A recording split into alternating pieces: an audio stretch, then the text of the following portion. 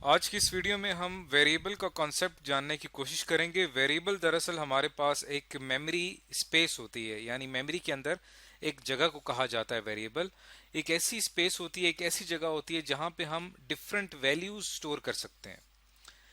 ऐसी स्पेस को वेरिएबल कहा जाता है।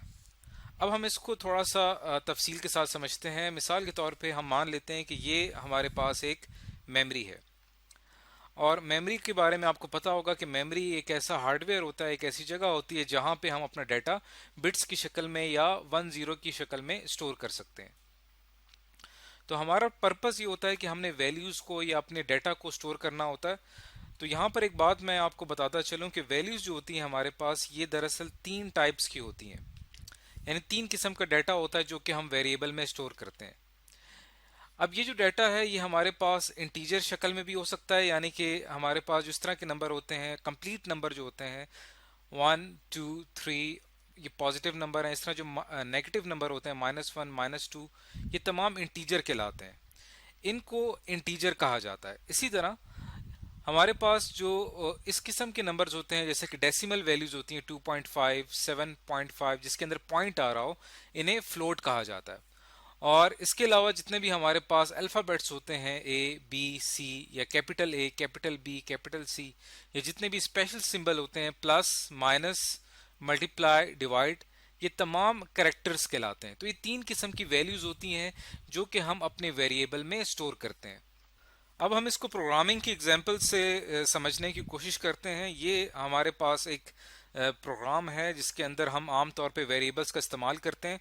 अब मैं यहाँ पे आपको ये बताऊंगा कि जब हम आम तौर पे प्रोग्रामिंग में ये लाइन लिखते हैं इंट स्पेस एक्स, इस लाइन के लिखने से जो हमारे पास इस प्रोग्राम के पीछे जो मेमोरी काम कर रही है, उस मेमोरी के ऊपर क्या असर पड़ता है।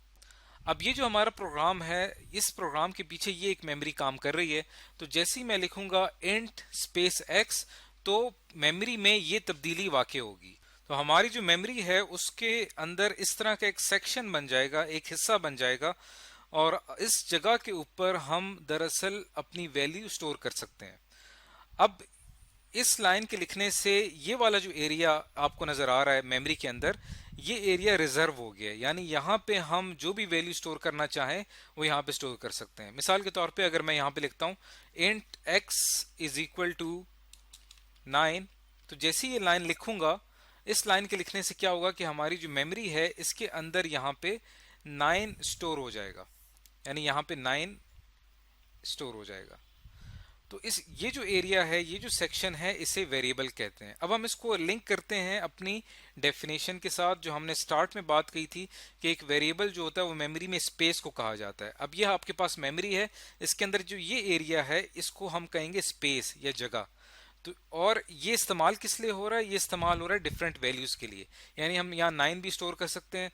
अगर मैं इसकी वैल्यू को चेंज करना चाहूँ, तो अगर मैं यहाँ पे 9 की जगह 10 लिखूं, तो क्या होगा कि मेमोरी के अंदर क्या तब्दीली होगी? तो मेमोरी के अंदर 10 लिखा हुआ आ जाएगा।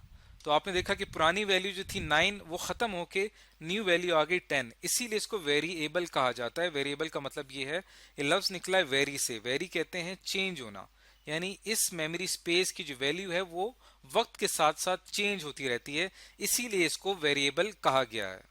अब ये बात हम अच्छी तरह से जान चुके हैं कि ये जो एरिया है जिसको मैं यहाँ पे हाईलाइट कर रहा हूँ, ये एरिया दरअसल प्रोग्रामिंग में वेरिएबल कहलाता है, और इसको हम कोडिंग में लिखते वक्त किस तरह से लिखते हैं।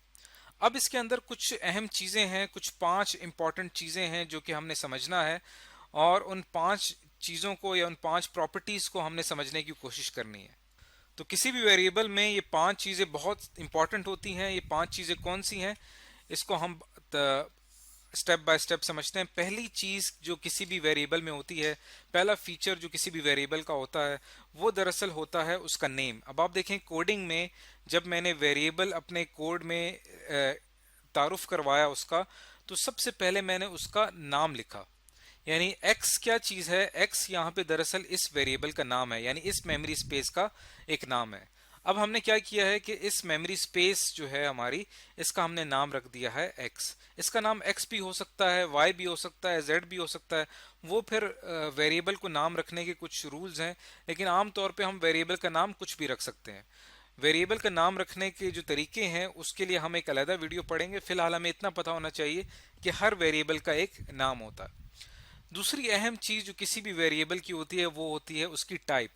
इसका मतलब यह है कि हम उस वेरिएबल के अंदर या उस मेमोरी स्पेस के अंदर किस टाइप का डाटा स्टोर कर सकते हैं। मिसाल के तौर पे यहाँ पे जो हमने वेरिएबल लिखा है, इस वेरिएबल के सामने मैंने इंट लिखा हुआ है। ये इंट क्या बता रहा है? ये दरअसल इसकी टाइप बता रहा है। यहाँ हमें ये चीज पता चल रही है कि इस वेरिएबल x के अंदर सिर्फ और सिर्फ इंटीजर डाटा स्टोर हो सकता है। इंटीजर डाटा, इंटीजर वैल्यूज कौन सी थी जो कि हमने डिस्कस की थी। अब अगर मैं इसके अंदर इसकी वैल्यू चेंज करके 10.5 रख देता हूं तो ये यहाँ पे एरर आ जाएगा, यहाँ पे ये गलत हो जाएगा। यानी मैं इस वेरिएबल के अंदर सिर्फ और सिर्फ वो वैल्यू स्टोर कर सकता हूं जो कि कंप्लीट एक इंटीजर होगी। इसी तरह अगर मैं कोई और वेरिएबल यहाँ पे इंट्रोड्यूस करवाता हूँ, उसका तारुफ करवाता हूँ, तो मैं उसके अंदर फ्लोट वैल्यू यानी कि पॉइंट वाली वैल्यू स्टोर करना चाहता हूँ, तो मुझे उसकी टाइप यहाँ पे फ्लोट रखनी पड़ेगी। अब अगर मैं लिखता हूँ float y is equal to 10.5, तो यहाँ पे हमें कोई एरर नहीं होगा, लेकिन ऊपर वाली जो लाइन है यहाँ पे हमें एरर नजर आएगा। तो इसी तरह हम कोई भी करेक्टर वेरिएबल जब लेते हैं तो हम यहाँ पे लिखते हैं करेक्टर x। इसका मतलब ये कि हम इस वेरिएबल के अंदर सिर्फ और सिर्फ करेक्टर वैल्यू स्टोर कर सकते हैं, जो हमने अभी थोड़ी देर पहले डिस्कस की थी। तो किसी भी वेरिएबल के अंदर सबसे इंपॉर्टेंट चीज होती है उसकी टाइप, कि हम उसके अंदर किस किस्म का डाटा स्टोर कर सकते हैं। तीसरी अहम चीज जो किसी भी वेरिएबल में होती है वो होता है उसका साइज। आप देख सकते हैं कि यहाँ पे हमने जो वेरिएबल रखा है x, ये दरअसल इसकी टाइप है इंटीजर। अब इसका कोई ना कोई साइज होगा, यानी ये जो मेमोरी लोकेशन जिसकी हमने जो यहाँ पे आपको डायग्राम में देख सकते हैं, इस मेमोरी लोकेशन में या इस मेमोरी स्पेस का कोई ना कोई साइज होगा। अब अगर इसकी टाइप पे डिपेंड करता है, अगर इसकी टाइप इंटीजर है तो फिर इसका साइज होगा 2 बाइट्स। इसका हम कलर थोड़ा सा ब्राइट कर लेते हैं। इसका साइज होगा 2 बाइट्स। 2 बाइट्स का क्या मतलब है? एक बाइट का मतलब होता है, एक बाइट का मतलब होता है 8 बिट्स। तो 2 बाइट्स का मतलब होगा यहाँ पे 16 बिट्स, यानी 8 प्लस 8 16 बिट्स। इसका मतलब ये हुआ कि हम इसके अंदर जो बाइनरी डाटा स्टोर करेंगे उसका जो साइज होगा वो ज्यादा से ज्यादा 16 बिट्स होगा। अगर 16 बिट्स से ज्यादा का डाटा होगा तो फिर वो यहाँ पे स्टोर नहीं हो सकता। इसी तरह हमारे पास जो फ्लोट वेरिएबल है इसका भी एक साइज होता है, करेक्टर वेरिएबल है इसका भी एक साइज होता है। फ्लोट जो होता है इसके अंदर 4 बाइट्स तक हम डाटा स्टोर कर सकते हैं, जबकि करेक्टर के अंदर हम 1 बाइट तक डाटा स्टोर कर सकते हैं। चौथी इंपॉर्टेंट फीचर जो है इसका वेरिएबल का वो है एड्रेस। यानी किसी भी वेरिएबल का जो भी वेरिएबल होता है हमारे पास उसका कोई ना कोई एड्रेस होता है। जैसे ये एक वेरिएबल हमने यहाँ पे जो इंट्रोड्यूस करवाया है, इसका नाम हमने x रखा हुआ है, इसके अंदर वैल्यू हमने 10 स्टोर की हुई है। अब इस मेमोरी स्पेस का कोई ना कोई एड्रेस होगा। मिसाल के तौर पे इसका एड्रेस हम यहाँ पे रख लेते हैं 2315। ये 2315 क्या चीज है? ये दरअसल इसका एड्रेस है। एड्रेस की जरूरत हमें क्यों पड़ती है? एड्रेस की जरूरत हमें इसलिए पड़ती है कि अगर जब कभी भी हमने इस मेमोरी लोकेशन तक पहुंचना होगा तो हम इसके एड्रेस के जरिए पहुंचेंगे। तो इसलिए हर मेमोरी स्पेस का, हर वेरिएबल का कोई ना कोई एड्रेस होता है। पांचवी इंपॉर्टेंट चीज जो किसी भी वेरिएबल की होती है वो होता है उसकी वैल्यू। इसको हम लाजमी नहीं है कि हम किसी वेरिएबल को वैल्यू दें, लेकिन हमने अपने इस प्रोग्राम में जो वेरिएबल लिया है x, इसको हमने वैल्यू दी हुई है 10। इसी वजह से इस वेरिएबल के अंदर 10 स्टोर हो चुका है। लेकिन अगर मैं यहाँ पे 10 जो है रिमूव भी कर दूं तो उससे कोई फर्क नहीं पड़ता। जैसे मैं 10 यहाँ से रिमूव करूंगा तो x की जो जगह है यहाँ पे खाली हो जाएगी, एम्प्टी हो जाएगी।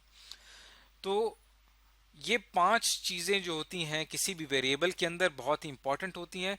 तो आज के इस लेसन में हमने सीखने की कोशिश की कि वेरिएबल किसे कहा जाता है, जो कि हम बार बार अपनी कोडिंग में इस्तेमाल करते हैं। ये वो हमारे पास एक फैसिलिटी है मेमोरी को बेहतर तरीके से यूटिलाइज करने की, उसको इस्तेमाल करने की, क्योंकि मेमोरी हमारे पास साइज में बहुत बड़ी होती है। हम क्या करते हैं, मेमोरी के अंदर छोटे छोटे सेक्शंस बना लेते हैं, छोटे छोटे हिस्से बना लेते हैं और वहां पे अपनी मर्जी के मुताबिक डाटा स्टोर करते हैं। और इन छोटे छोटे सेक्शंस को, इन छोटे छोटे हिस्सों को दरअसल वेरिएबल कहा जाता है।